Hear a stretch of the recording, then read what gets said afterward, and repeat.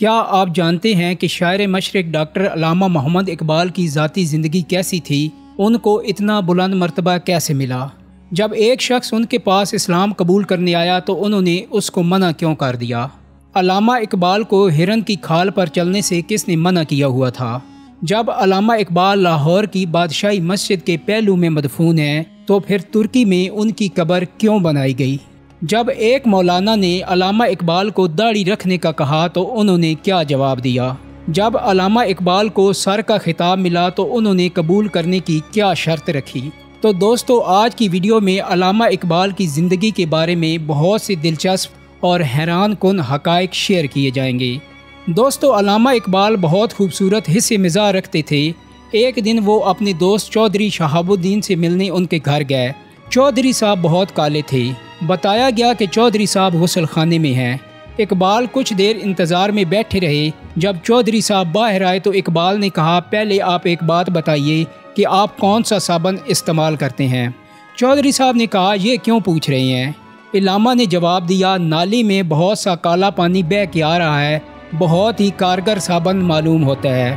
ایک دفعہ علامہ سے سوال کیا گیا کہ عقل کی انتہا کیا ہے؟ جواب دیا، حیرت۔ پھر سوال ہوا، عشق کی انتہا کیا ہے؟ فرمایا، عشق کی کوئی انتہا نہیں۔ سوال کرنے والے نے پھر پوچھا، تو آپ نے یہ کیوں لکھا ہے کہ تیرے عشق کی انتہا چاہتا ہوں؟ علامہ نے مسکرا کر جواب دیا، دوسرا مصرع بھی تو پڑھیے، جس میں نے اپنی حماقت کا اعتراف کیا ہے کہ میری سادگی دیکھ کیا چاہتا ہوں۔ فقیر سعید وحید الدین کے ایک عزیز کو کتے پالنے کا بے حد شوق تھا۔ ایک روز وہ لوگ کتوں کے ہمراہ علامہ سے ملنے چلے آئے۔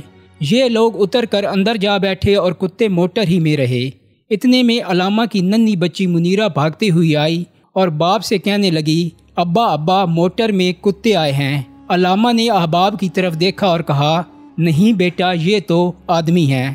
علامہ اقبال تمام عمر اسلام کی شان اور مسلمانوں کے بارے میں شاعری کرتے رہے، لیکن اسلامی رواج کے مطابق داڑھی نہیں رکھتے تھے۔ ایک مولانا اپنے ایک مقدمے میں مشورے کے لیے ان کے پاس آتے رہتے تھے۔ وہ اپنی بہن کو جائیداد کے حصے سے محروم کرنا چاہتے تھے۔ علامہ کو اس مقدمے میں کوئی دلچسپی نہیں تھی، لیکن مولانا پھر بھی کسی نہ کسی سلسلے میں مشورہ کے لیے آ دھمکتے اور ساتھ ہی اقبال کو نصیحت بھی کرتے رہتے کہ مسلمان ہونے کے ناطے انہیں کیا کیا فرائض انجام دینے چاہیے۔ ایک دن بولے کہ آپ عالم دین ہیں اور شریعت کی حامی، لیکن آپ داڑھی نہیں رکھتے، جو اسلامی شعار ہے۔ علامہ روز روز کی نصیحتوں سے تنگ آ کر بولے، مولانا، آپ کی تلقین کا مجھ پر بہت اچھا اثر ہوا ہے اور میں نے عہد کیا ہے کہ آپ کے ساتھ ایک معاہدہ کروں۔ یہ بجا ہے کہ مسلمان کے منہ پر داڑھی نہ ہونا غلط ہے، لیکن اسلام کے مطابق بہن کو وراثت سے محروم کرنا بھی تو شریعت کے خلاف ہے۔ لائیے ہاتھ، میں داڑھی بڑھا لیتا ہوں، آپ اپنی بہن کو وراثت میں حصہ دیجیے۔ یہ سن کر نہ تو مولانا کا ہاتھ آگے بڑھا اور نہ ہی علامہ اقبال کی داڑھی بڑھی۔ علامہ محمد اقبال اور مولانا جلال الدین رومی کے درمیان بڑا گہرا روحانی تعلق موجود ہے۔ علامہ اقبال خود کو مرید ہندی اور مولانا جلال الدین رومی کو پیر رومی کہتے تھے۔ حکومت ترکی نے علامہ محمد اقبال کی اس گہری محبت کے اعتراف کے طور پر مولانا جلال الدین رومی کی قبر مبارک کے قریب پاکستان کے اس قومی شاعر کی ایک علامتی قبر بنا رکھی ہے، جس پر یہ الفاظ کنندہ ہیں، پاکستان کے ملی شاعر علامہ محمد اقبال، عزیز مرشدی حضرت مولانا۔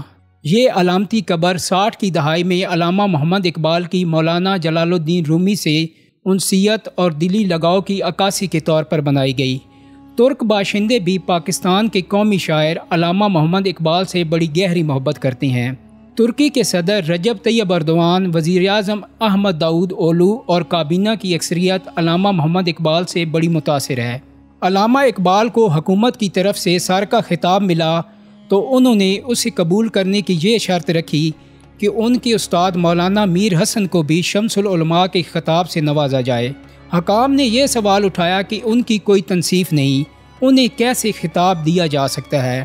علامہ نے فرمایا، ان کی سب سے بڑی تصنیف خود میں ہوں۔ چنانچہ حکومت کو ان کے استاد کو شمس العلماء کا خطاب دینا پڑا۔ خلافت تحریک کے زمانہ میں مولانا محمد علی اقبال کے پاس آئے اور لعنت ملامت کرتے ہوئے بولے، ظالم تم نے لوگوں کو گرما کر ان کی زندگی میں ہیجان برپا کر دیا ہے، خود کسی کام میں حصہ نہیں لیتے۔ اس پر اقبال نے جواب دیا، تم بالکل بے سمجھ ہو، تمہیں معلوم ہونا چاہیے کہ میں تو قوم کا قوال ہوں، اگر قوال خود وجد میں آ کر جھومنے لگے تو قوالی ہی ختم ہو جائے گی۔ ایک دفعہ اقبال سے کسی نے سوال کیا کہ آپ کو اتنا بلند مقام کیسے حاصل ہوا؟ تخیل کی بلندی، سوچ کی اتنی وسیع پرواز، اس مقام تک کیسے پہنچے؟ تو آپ نے فرمایا، میں نے 1 کروڑ مرتبہ نبی پاک صلی اللہ علیہ وآلہ وسلم کی ذات مبارک پر درود پاک پڑھا ہے۔ آپ کو نبی پاک صلی اللہ علیہ وآلہ وسلم سے بے انتہا عشق تھا۔ جب بھی نبی پاک صلی اللہ علیہ وآلہ وسلم کا نام آپ کے سامنے لیا جاتا، آپ کی آنکھیں عشق بار ہو جاتیں۔ ایک دفعہ راجہ نریندر ناتھ نے علامہ اقبال کو چائے پر مدعو کیا۔ راجہ صاحب کے کمرے میں ہرن کی کھالیں بچھی ہوئی تھیں۔ علامہ اقبال ان سے بچ بچ کر گزرے۔ راجہ نریندر ناتھ نے حیران ہو کر وجہ پوچھی۔ آپ نے جواب دیا کہ میرے استاد محترم نے ایک مرتبہ میری دی ہوئی جائے نماز استعمال نہ کرنے کا سبب بتاتے ہوئے انکشاف کیا تھا کہ ہرن کی کھال پر بیٹھنے یا چلنے سے انسان کے دل میں لاشعوری طور پر غرور کا احساس پیدا ہوتا ہے، اور یہ ایک ایسی مسلمہ بات ہے جس کا ذکر حدیث شریف میں بھی موجود ہے۔ راجہ نریندر ناتھ اس جواب سے اس قدر متاثر ہوئے کہ کئی منٹ تک وہ خاموش کھڑے علامہ اقبال کے چہرے کو تکتے رہے۔ علامہ اقبال کے بھتیجے شیخ حجاز احمد چونیا میں سب جج کے عہدے پر مامور تھے۔ وہاں ایک گیانی سکھ تھا جس کی تقریر کی بڑی دھوم تھی، بڑا جادو بیان تھا۔ شیخ صاحب بھی اس کی تقریر سننے کے شوق میں گائے بگائے سکھوں کے گردوارے جایا کرتے تھے۔ بیدی خاندان کا یہ گرنتھی انارکلی گردوارہ میں بھی رہ چکا تھا اور بڑے کھلے دل سے گفتگو کرتا تھا۔ ایک دن وہ شیخ صاحب کے پاس آیا اور کہنے لگا کہ میں مسلمان ہونا چاہتا ہوں، مجھے ڈاکٹر اقبال کی خدمت میں لے چلیے۔ موسم گرما کی تعطیلات ختم ہوتی شیخ اعجاز احمد اس سکھ مقرر کو اپنے ہمراہ لے کر لاہور آئے اور علامہ اقبال کی خدمت میں حاضر ہوئے۔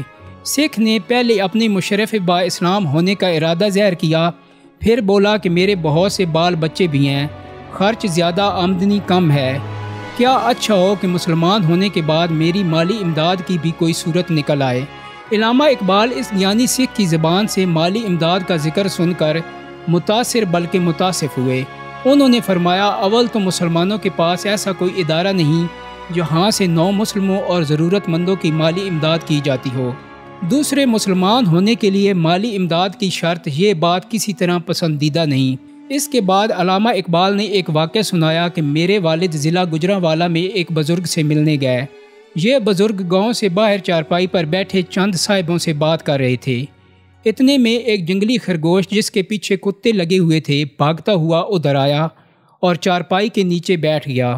اس خرگوش کا جو کتے تعاقب کر رہے تھے وہ چارپائی پر آدمیوں کو بیٹھا دیکھ کر ٹھہر گئے، بلکہ یوں کہیے کہ ٹھٹک کر رہ گئے۔ وہ بزرگ یہ منظر دیکھ رہے تھے۔ انہوں نے خرگوش کو مخاطب کر کے فرمایا، اے عقل مند، پناہ بھی لی تو انسان کی۔ علامہ اقبال یہ واقعہ سنا رہے تھے اور ان کا چہرہ تمتماتا جا رہا تھا، یہاں تک کہ ان پر رکت طاری ہو گئی۔ انہوں نے صوفے پر اپنی ٹھوڑی رکھ دی اور زاروں قطار رونے لگے۔ ان کی آنکھوں کے آنسو جو ابھی تک چھلک رہے تھے اب موتیوں کی طرح ٹوٹ ٹوٹ کر گرنے لگے۔ گیانی حکیم نے اس حکیمانہ مثال کو کچھ سمجھا کچھ نہ سمجھا، لیکن خاموشی کے ساتھ چلا گیا۔ ایک دفعہ طلباء کا ایک گروپ علامہ اقبال سے ملنے آیا۔ انہوں نے عجیب سا سوال کر دیا کہ آپ کو نوبل پرائز کیوں نہیں ملا؟ طلباء کا خیال تھا کہ جب دنیا کی بڑی بڑی سرکردہ شخصیتوں اور ہندوستان میں بنگالی شاعر رابندر ناتھ ٹیگور تک کو نوبل پرائز ملا ہے تو علامہ اقبال اس قدر ممتاز اور مشہور شخصیت ہونے کے باوجود اس عالمگیرانہ اعزاز سے کیوں محروم ہیں؟ علامہ اقبال جو طلباء کے ہر سطح کے سوالات کو خندہ پیشانی سے سن لیا کرتے تھے، قدرے مسکرائے اور فرمایا، اگر مجھے نوبل پرائز مل چکا ہوتا تو پھر مجھ سے یہ سوال کیا جانا چاہیے تھا کہ میں کون سے کارہائے نمایاں انجام دینے پر اس کا مستحق سمجھا گیا ہوں، لیکن نہ ملنے پر تو یہ سوال پیدا ہی نہیں ہوتا۔ علامہ اقبال کے اس انکسار اور دلیل آمیز جواب کے بعد طلباء کے لیے اس موضوع پر بحث کی گنجائش نہیں رہی۔ دوستو، اس امید کے ساتھ ویڈیو کو ختم کرتا ہوں کہ میری ویڈیو آپ کو اچھی لگی ہوگی۔ اگر ویڈیو پسند آئی ہے تو اس کو لائک اور شیئر کر دیں میرے چینل کو سبسکرائب کرنے کے ساتھ ساتھ بیل آئیکن کو بھی کلک کر دیں تاکہ آپ کو میری آنے والی مزید ویڈیوز کے نوٹیفیکیشن ملتے رہیں۔ بہت جلدی ایک نئی ویڈیو کے ساتھ ملاقات ہوگی۔ اپنا بہت سارا خیال رکھیے گا۔ اللہ حافظ۔